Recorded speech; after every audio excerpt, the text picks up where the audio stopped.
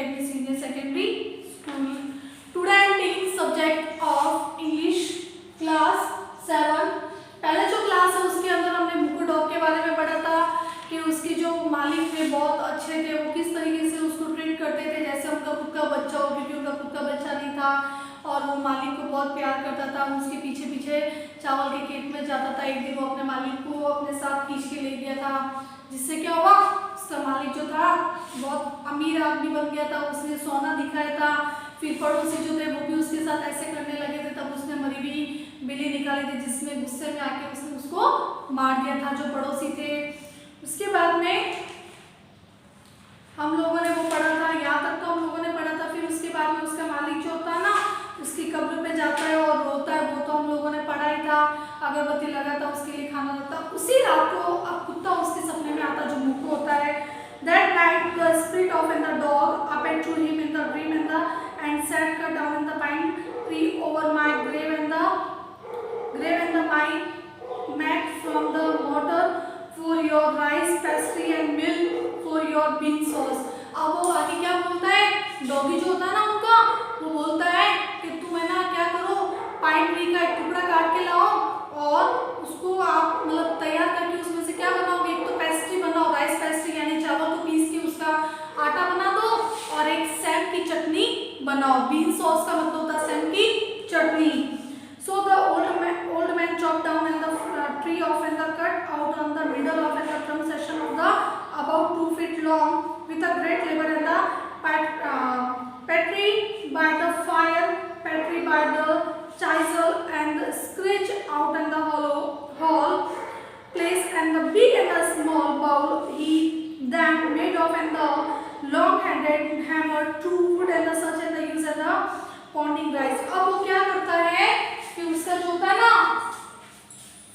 मालिक, वो जाता है और पाइन ट्री का वो एक इस तरीके से 2 फीट का टुकड़ा काट के लाता है। फिर उसको काट के वो जो बीच में इस तरीके से इतनी जगह बना लेता है। जगह बनाने के बाद में एक पास में हिम्मत बनाता है, यानी कूटने के लिए। आपने घर पे ओखली देखी होगी, इस तरीके से वो लाता है और उसके अंदर राइस को पीसता है, पेस्ट्री बनाता है। और उसके बाद में जो एक मील बनाता, मील यानी जो पुराने जमाने में चक्की टाइप की नहीं होती, हाथों से पीसते हम लोग, वैसा बनाता है और उसमें से सैम चटनी बनाने लगता है। तो जब वो इसमें से पीसता है ना, पीसने के बाद में जैसे वो उबालने के लिए रखता है, उसके बाद में वो सोने के सिक्के बन जाते हैं। और जो ये होती ना बीन सॉस सैम की चटनी, वो सोने के अंदर कन्वर्ट हो जाती है। आइए हम आगे पढ़ के देखते हैं इसको।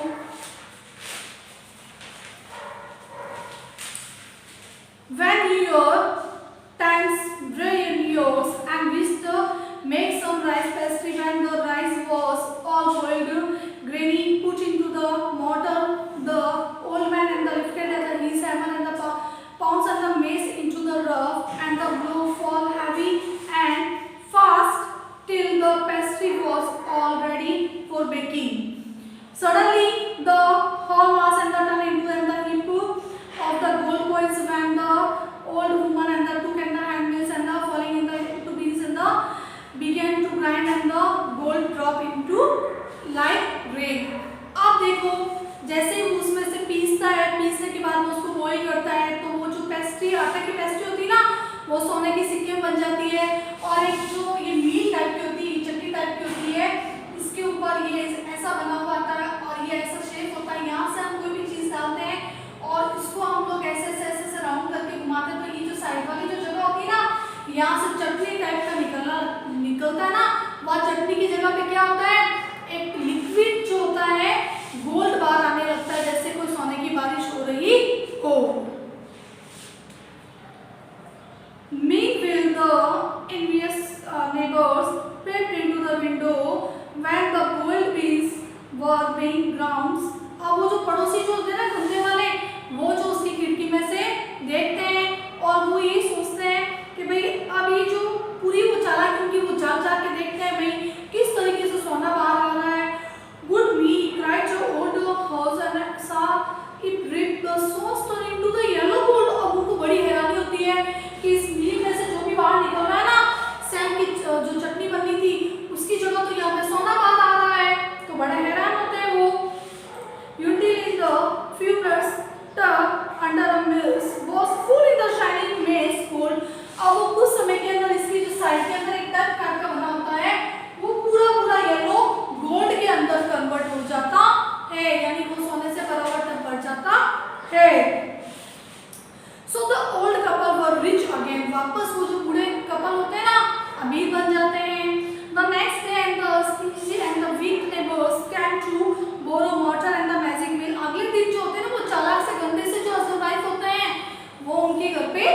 आते हैं और उनको बोलते हैं आपका जो घूमने वाला मोटर और वो जो चलाने वाली जो चक्की होती है ना, वो हमें थोड़ी देर के लिए दे दो।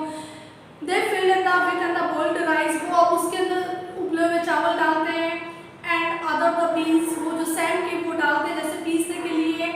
Then the old man began to pot and the woman and the grind, अब वो आदमी तो उसको पीसता है और वो जो औरत जो होती है ना, सॉरी आदमी तो कूटता है और औरत पीसती है।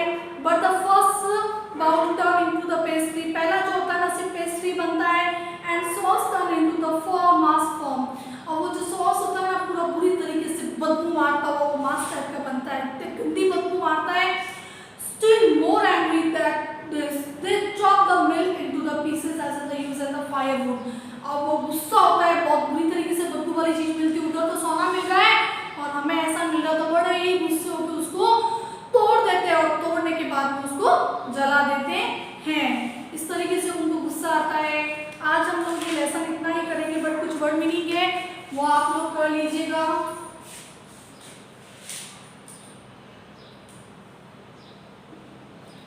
पहला है वाटर,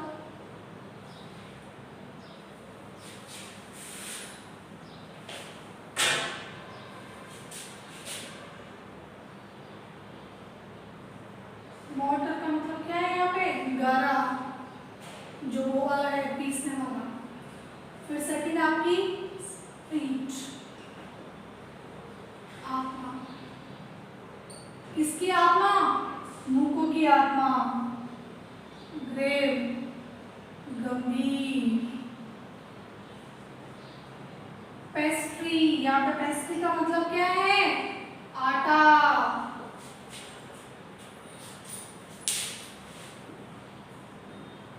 बीन सॉस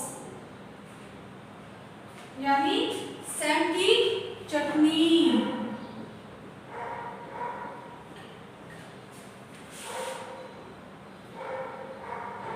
चाइज़र यानी छेनी।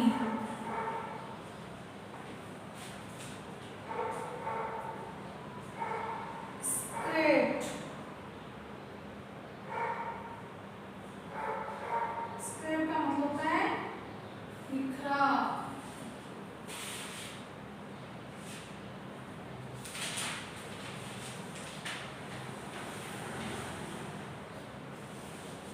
यहाँ पे ग्रेनी का मतलब क्या है, इस लेसन के अंदर ग्रेनी का मतलब है बुरी औरत, जो औरत होती है ना बुरी औरत। तो इस तरीके से आज हमने एक नई लेसन किया students. I hope you understood. और ये जो वर्ड्स मीनिंग है आपको फिर नोटबुक के अंदर राइट डाउन करनी